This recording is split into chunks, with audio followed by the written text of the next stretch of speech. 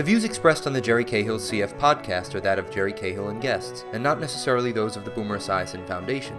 Nothing on the Jerry Cahill CF podcast should be considered medical advice. Such advice can only be given by a physician who is experienced with cystic fibrosis. The Boomer Esiason Foundation, Jerry Cahill and guests cannot be held responsible for any damage which may result from using the information on this podcast without the permission of your medical doctor. You're listening to the Jerry Cahill CF podcast presented by the Boomer Esiason Foundation and jerrycahill.com. Welcome to Jerry Cahill's Living, Breathing, Succeeding podcast series presented by the Boomer Esiason Foundation. This show, Having a Community, has been made possible through an unrestricted educational grant from Genentech to the Boomer Esiason Foundation. Today you'll meet Scott Marraffa from Peabody, Massachusetts. At an early age, Scott learned getting healthier included getting stronger. The gym became his second home, and he started with one simple goal: compete on the American Ninja Warrior.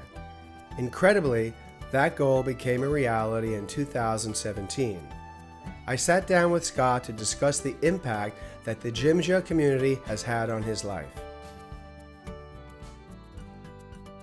I'm Scott Marraffa. I'm 25 years old from Beverly, Massachusetts, and I have cystic fibrosis.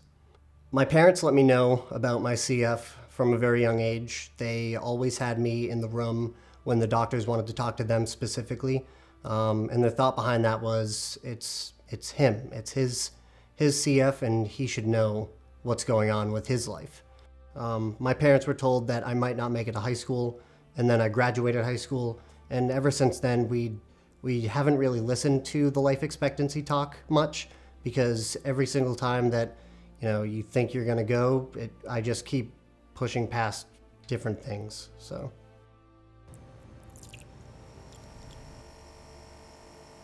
when I wake up in the morning, I first have to take all my meds. I do some treatments, and I actually don't have a vest machine anymore. So I have my roommate who helps me out with chest PT every now and again. I put up sticky notes on my bathroom mirror for the most important things that I need to do every morning. So when I'm standing there, I have a sticky note telling me to take my meds. I have a sticky note telling me to make my bed, and one that tells me to smile. Just if you can smile at least one time in your day, then you're not having as bad of a day as you could. So when the course opens, American Ninja Warrior is going big this season. So I remember being in the hospital back when I was a child and watching the show American Ninja Warrior, and I would sit there thinking, there's no way I could do any of that stuff. After I started weight training, I started getting in better shape. I went from about 120 pounds soaking wet to 150 pounds, very lean. After I built up that strength and endurance, I started going to a Ninja Warrior inspired facility and just started training. My goal for Ninja Warrior was to get on there with 5 years of training behind me, and I ended up doing it within 3 years, which I never would have guessed. I had a really good team of people behind me while I was training.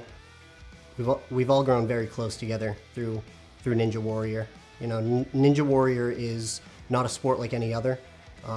It is not you versus them when you're training and competing. It is you versus you, which is just like cystic fibrosis. I would say my biggest struggle with CF is just learning how to open up to others.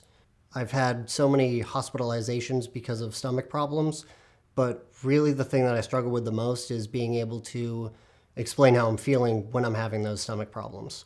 Not necessarily physically feeling, but how it's affecting me mentally.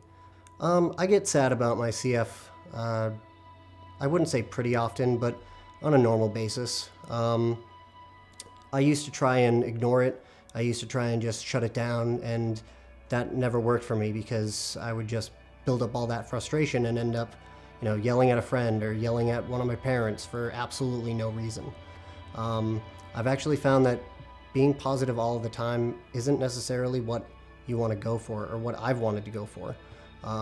Sometimes you need to be sad. Sometimes you need to accept that you're having a bad day, and knowing that things will be different tomorrow is that positivity. It's not always about being the happiest that you can be. It's about feeling all of your feelings, but just know that something different is around the corner. When I would get sick, I would just kind of curl up in my own little shell and just kind of push people away. I realized pretty quickly that that was not healthy, and really learned to start opening up, especially when I had, this great team of people with me after finding the Ninja Warrior community. Yeah, this community has definitely supported me through everything that I've gone through, especially the last 6 years. Every time that I go in the hospital, I get cards from some of my students. I get text messages from their parents. Everyone is there with me as much as they can be.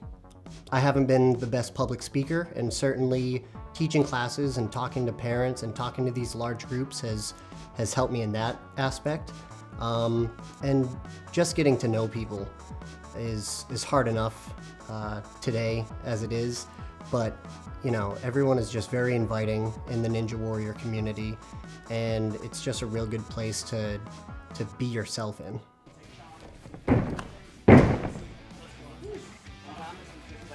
My biggest goal right now is just to make sure that I'm doing everything that I can to instill the same level of discipline and the same level of athleticism in these kids that I have. Not only can I tell them what to do, I need to show them what to do. We have a warp wall at our facility that is a foot taller than it is on the show.